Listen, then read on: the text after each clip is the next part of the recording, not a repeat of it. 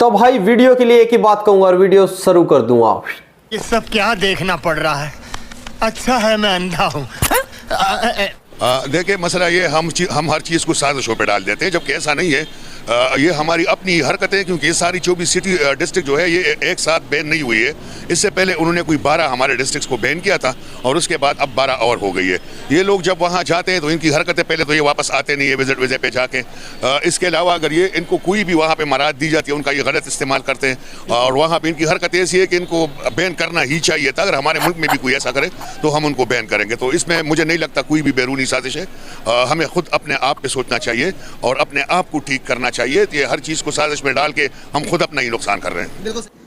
क्या सोच है रे तेरी, मानना पड़ेगा। सर एक और क्वेश्चन करूंगा आपसे कि बरक्स हमारे इंडियंस को ज़्यादा रिस्पेक्ट दी जाती है, यूएई में बड़ी रिस्पेक्ट है। अगर आप बात करेंगे बाहर के अदर कंट्रीज में हमसे ज़्यादा उन्होंने इज्जत बना ली है। इज्जत बनाने के लिए कौन सी चीज़ें ऐसी है, क्या वाकई में ही इंडिया की ज़्यादा हमसे इज्जत करती है दुनिया या नहीं करती? देखिए मसला ये कि उनकी इज्जत इसलिए है कि एक तो वो अपने काम के साथ मुखलिस है, ठीक है।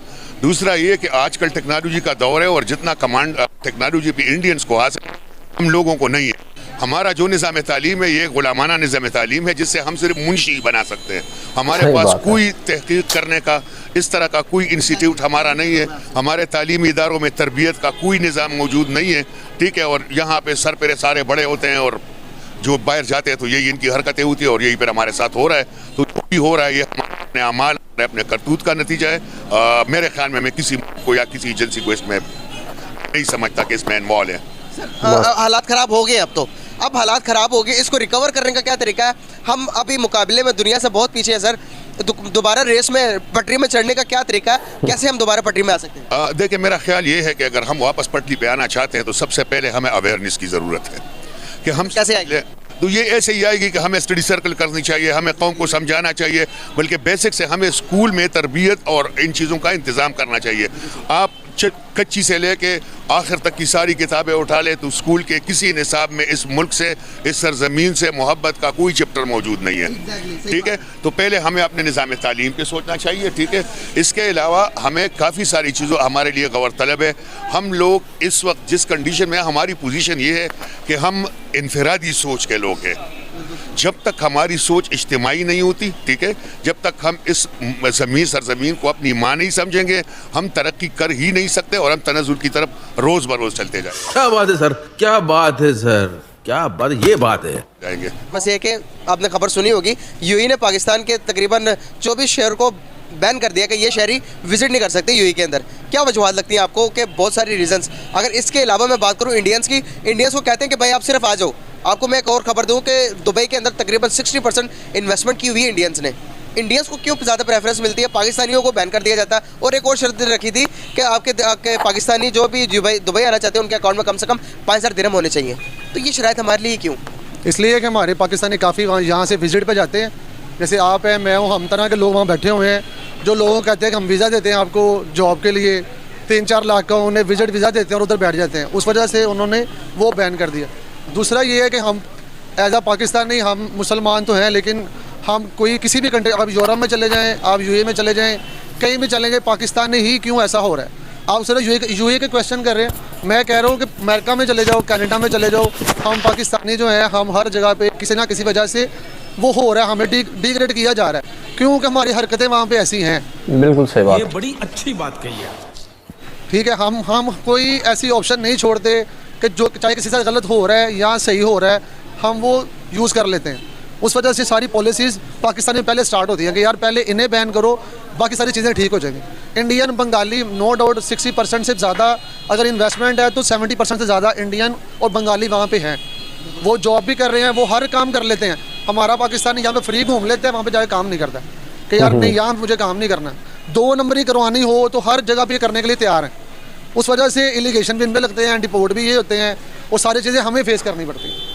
आपको नहीं लगता कि एक फ़र्द पाकिस्तानी जब किसी अदर कंट्री में जाता है तो वो एक पाकिस्तानी पूरे पाकिस्तान को रिप्रेजेंट कर रहा होता है? बिल्कुल ऐसे ही है। हम वजूहत है, सॉरी कट कर रहा हूँ, एजुकेशन की कमी है, तरबियत नहीं है हमें। एजुकेशन की भी कमी है और तरबियत की भी ही कमी है, ठीक है। ये हमारे घरों से माहौल मिलता है, हम वो अडॉप्ट नहीं कर रहे। और एजुकेशन आपको स्ट्रक्चर पता है, आप भी पढ़े लिखे हैं, हमारी एजुकेशन का जो सिस्टम है वो भी आपके सामने है। तो इस वजह से जो बंदा बाहर जाएगा तो वो यही करेगा।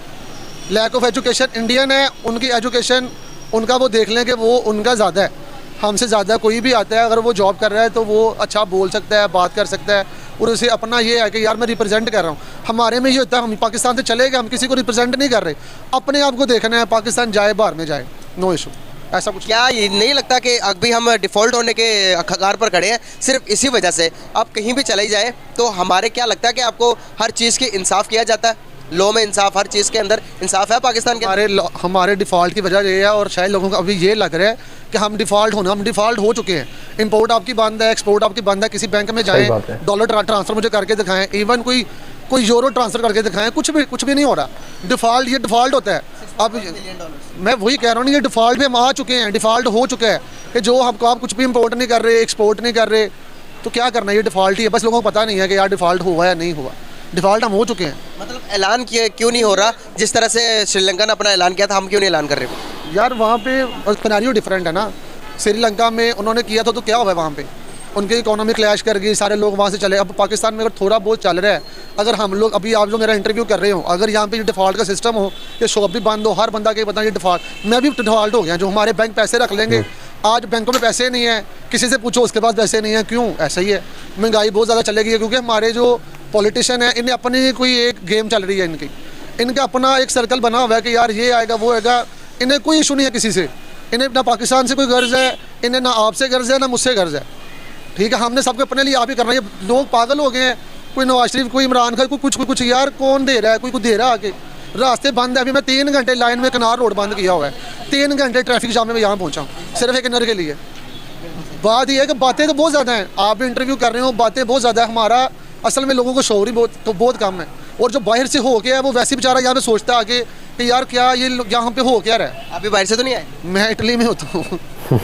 सब क्या देखना पड़ रहा है, अच्छा है मैं अंधा हूँ।